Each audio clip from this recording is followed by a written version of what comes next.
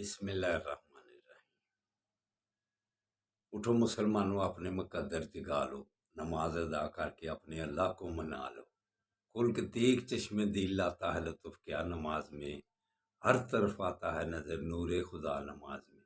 دوستو برخوردارو، نماز ادا کر لو اگر اللہ کو راضی کرنا ہے، مگر مقدر اپنے جگانے ہیں تو پھر 5 وقت کے نمازی بن جاؤ، اللہ کے آگے گردنیں جھکانے والے بن جاؤ۔ اس کے بعد اللہ کے ناموں کا ورد کیا کرو، یا رحمانو یا رحیمو، پھر اللہ آپ پر رحمتوں کی بارش کر دے گا۔ اگر اللہ کا فضل تلاش کرنا ہے تو اللہ کے آگے گردنیں جھکانی پڑے گی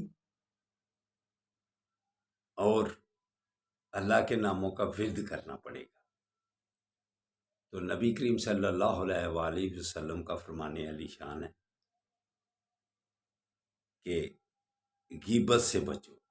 صحابہ کے ساتھ ایک دفعہ آقا صلی اللہ علیہ وآلہ وسلم کہیں جا رہے تو راستے میں ایک مردار جانور پڑا ہوا تھا۔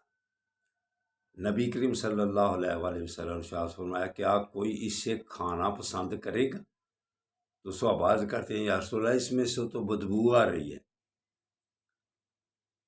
آقا صلی اللہ علیہ وآلہ وسلم نے ارشاد فرمایا جو کوئی مسلمان بھائی کی غیبت کرے گا اس نے یہ مردار کھایا۔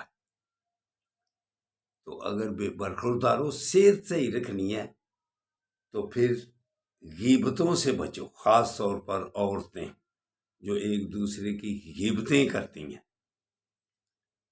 اگر اس سے بچ جاؤ گے ساری پریشانیوں سے، مصیبتوں سے، بیماریوں سے نجات پا جاؤ گے۔